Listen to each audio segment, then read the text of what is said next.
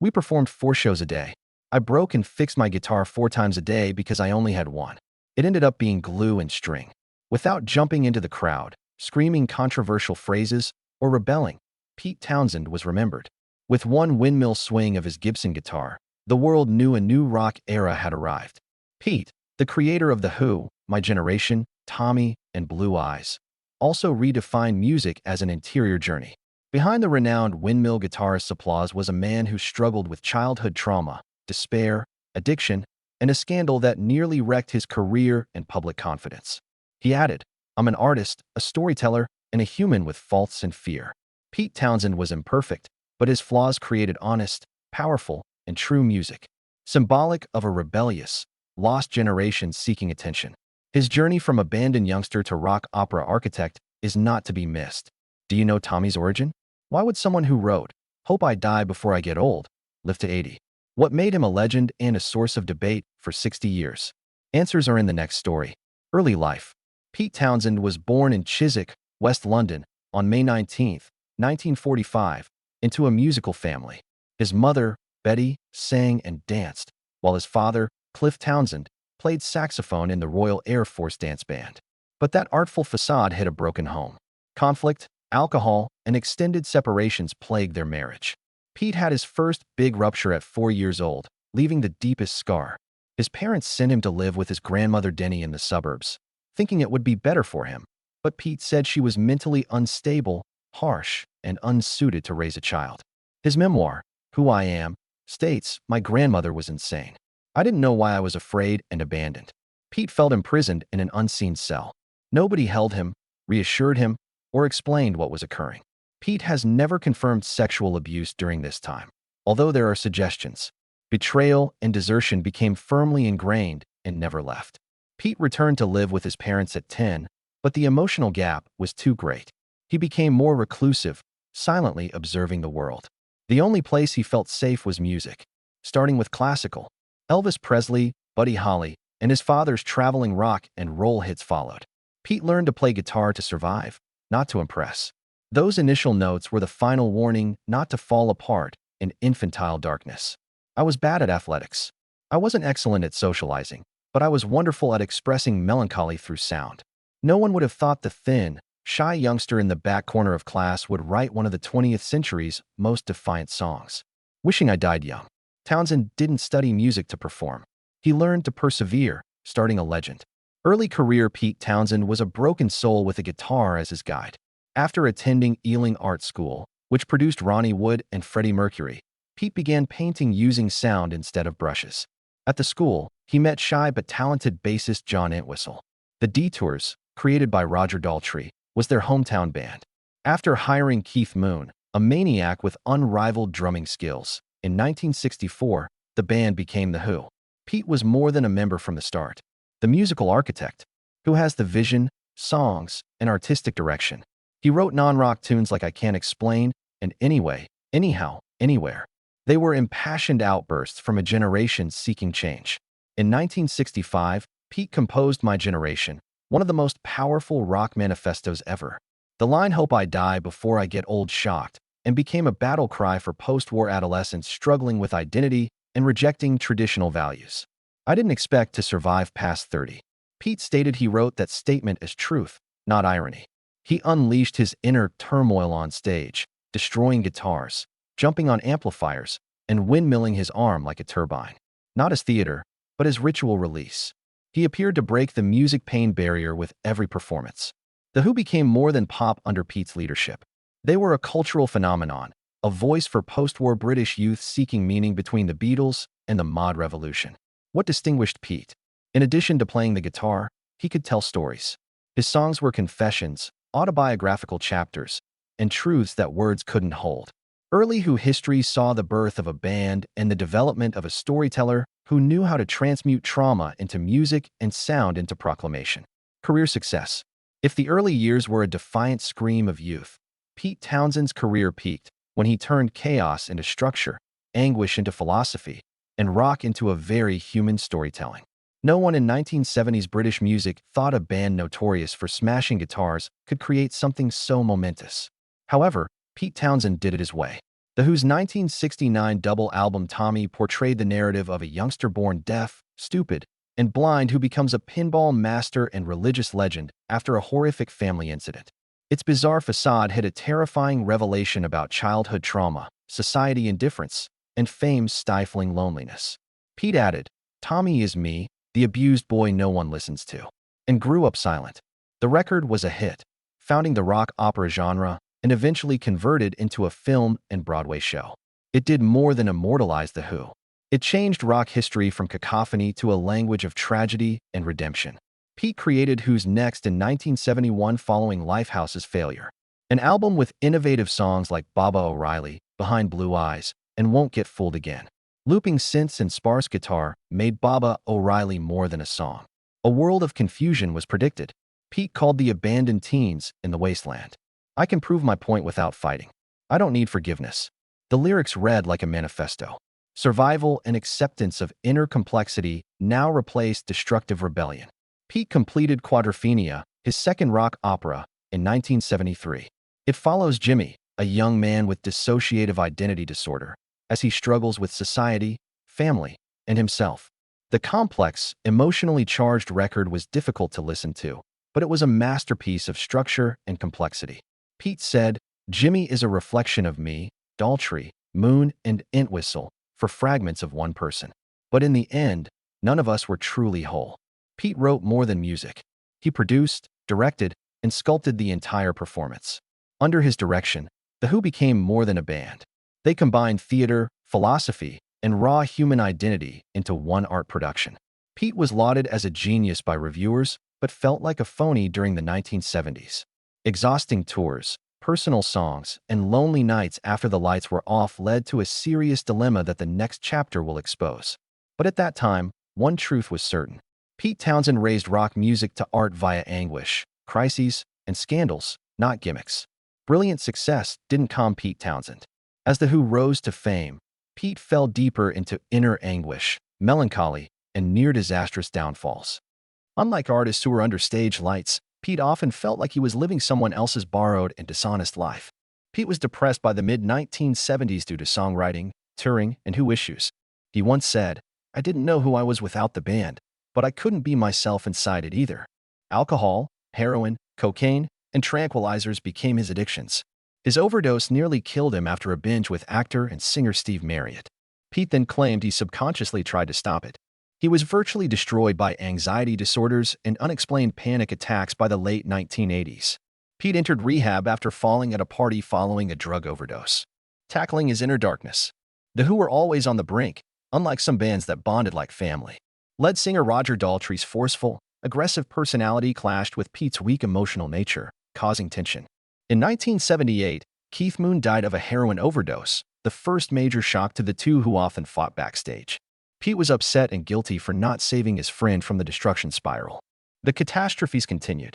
The Who bassist John Entwistle died of a cocaine-induced heart attack one night before the opening gig of their 2002 U.S. tour. Pete wept, saying, "The Who is gone. For whatever reason, we must continue." Like an unresolved goodbye. The Who have performed as Townshend and Daltrey since then, paying respect to lost friends and a history that can never return to. Then January 2003. In an investigation targeting child pornography website users, British police suddenly captured Pete Townshend. He entered a monitored site using a credit card. Despite not downloading anything, the media burst. Pete revealed conducting the research for a book criticizing child abuse, a topic that troubled him since childhood. In a lengthy statement, he claimed he had been abused and that his acts were personal, not wicked. Though not charged, police ordered him to register as a sex offender for 5 years. Despite not being a criminal, his reputation suffered. Shows were canceled, collaborations ended, and public outcry drove him to another emotional breakdown. Pete bitterly said, "The episode put a lifelong mark on his career, although fellow artists and fans who knew the situation quietly supported him." The scandal made Pete withdraw from public view. He wrote a blog, produced a few solo projects, and avoided formal interviews. His memoir, Who I Am, was an unapologetic self-examination released in 2006. Pete accepted his darkness, unlike many artists who reject their flaws. He discovered an unpleasant truth. "Music can speak for me, but it can't absolve me. I must face myself." Pete Townshend, who wrote, "Hope I die before I become old," lived. He had to learn to handle light and gloom in public and in himself to live long. Personal life. Under stage lights, Pete Townshend symbolized. He was no longer the Who's leader after each performance. He wasn't the guitar-smashing crowd pleaser. Quite alone, he faced emptiness no one else could fill. Pete married Karen Astley, daughter of composer Edwin Astley, in 1968. Karen was Pete's rock during addiction for years, and they had 3 children. Tour and personal issues. Pete subsequently admitted, "I brought loneliness into the marriage." He became more distant as he focused on music and his inner struggles. Karen gradually faded from his life. No scandals or headlines, but no true relationship. After 40 years together, they divorced in 2009 after separating in the early 1990s. Pete felt a connection with Rachel Fuller, a young classical musician and producer with a strong artistic energy, as his marriage ended. They got together in the early 2000s and became partners in music, thought, healing, and life. Rachel was more than a lover. She revived Pete's creativity. She supported his blogging, co-produced his solo ventures, and urged him to be more public. "She didn't rescue me. She inspired self-preservation." Pete once wrote about Rachel. They never married and never flaunted their relationship, but they had a profound understanding that allowed Pete to stop pretending to be tough. Pete admitted to being a bad father despite having 3 children with Karen. Constant touring, drug usage, and mental breakdowns meant he rarely saw his kids. In later years, he sought to rebuild those connections, notably with his eldest daughter Emma, but felt guilty. "I write about lost children, but I left my own behind," he said.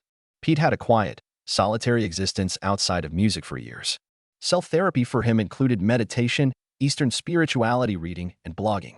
Introspective and open, his writings explored his inner darkness.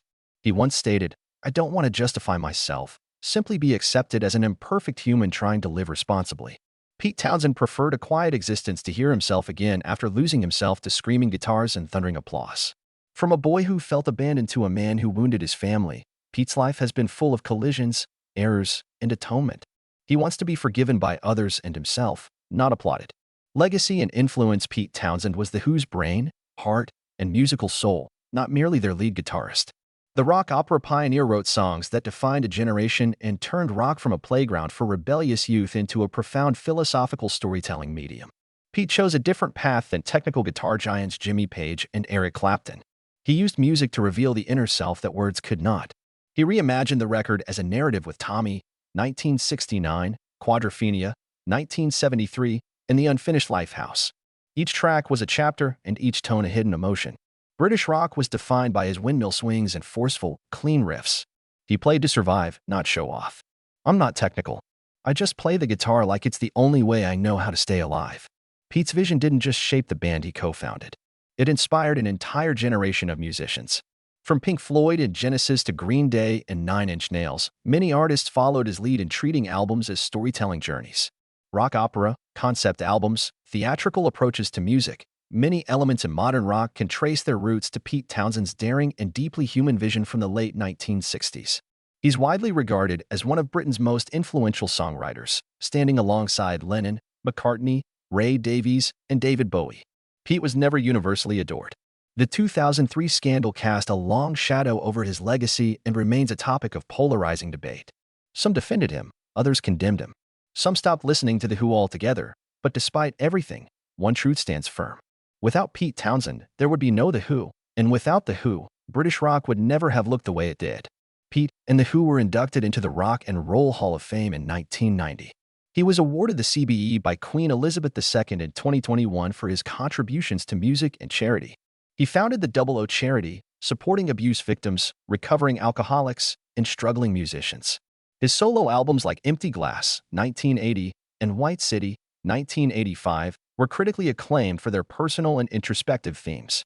Pete Townshend was never the perfect rock icon, but it's precisely that imperfection that gave him depth, weight, and staying power beyond any polished rock god. He never tried to build a monument to himself, yet his musical legacy stands like a shattered mirror, each fragment reflecting a different, unnamed facet of the human condition.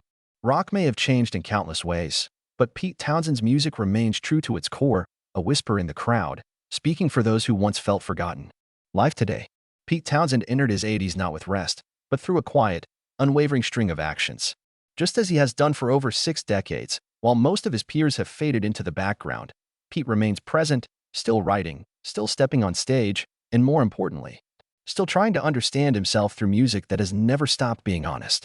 In 2024, he co-produced Afterglow, a concept album by the young band The Wild Things, as a way to pass on his artistic fire to a new generation. He also took on the role of Ferryman in The Seeker, a multimedia project that blends music, visuals, and stagecraft, reaffirming once more that Pete Townshend was never just a guitarist. He's a storyteller, in every form he can reach. That same year, he released Live in Concert 1985 to 2001, a 14-CD box set chronicling some of his finest solo performances, a quiet tribute to those who have walked with him through the years. No fanfare, no gimmicks, just music, raw, truthful, and unapologetic. In 2025, Pete continues to prove he hasn't stopped. Together with his partner, composer Rachel Fuller, he adapted the rock opera Quadrophenia into a contemporary ballet, collaborating with young dancers. Watching their bodies bring to life a youthful rage he thought had been swept away by time, Pete was moved to tears. He and Roger Daltrey returned to the stage at the Royal Albert Hall for the Teenage Cancer Trust benefit concert, continuing a humanitarian tradition they've upheld for over 2 decades. And in August, the Song Is Over North American tour was announced, likely the Who's farewell tour. But Pete didn't call it a retirement. He simply said, maybe it's time to say goodbye in the most complete way. Amid all this, Pete maintains a quiet life in the coastal countryside of England. He writes blog posts, meditates, records unreleased demos, and when necessary, he still speaks, not to defend, but to share, like someone who's seen the bottom and knows exactly how he stood back up. Pete Townshend has never lived for the spotlight. He lives for music, the only thing that has never betrayed him. And because of that, even in old age, even in silence, Pete continues to keep time for a generation as the last survivor, leaving not a legend but the truth. Pete Townshend never set out to become a legend. He didn't chase fame, nor did he craft an image to please the public. Music for him was never a spotlight. It was survival. Every song he wrote, every windmill swing on stage, every shattered guitar, it was never to impress. It was to release the pain. He made mistakes. He struggled with addiction, depression, and a scandal that nearly ended everything. But Pete never ran from the darkness within. He chose to live with it, just as he lived with music, with memories, with the names that left and never came back. From an abandoned child to the mind behind Tommy, Quadrophenia, and songs that became cultural touchstones, from an artist who often felt like an outsider in his own band to the last man standing from an unforgiving era of rock. Pete Townshend's journey isn't a tale of glory. It's a tale of authenticity, and sometimes being real is the hardest thing of all. At 80, he doesn't need crowds to chant his name. All he needs is for someone, somewhere, to play behind blue eyes on a lonely night and feel just a little less alone. Because Pete Townshend has been there. And his music, never apologizing, never begging, still reaches out to hold those who never learned how to scream. For everything he's written, played, broken, and lived, Pete Townshend is not just a piece of rock history. He is the last echo of an era when artists spoke not to be loved, but to be understood. Pete Townshend will always be an icon, not just with a guitar in hand, but in the way he turned wounds into music and music into a quiet, deeply human whisper. An imperfect man, but utterly honest. His legacy is not only the timeless songs, but the courage to live truthfully. What do you think of Pete Townshend's turbulent journey? Is there a song of his that stops you in your tracks every time? Share your thoughts in the comments below.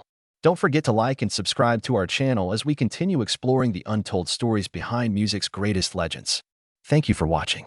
We'll see you in the next video. Goodbye.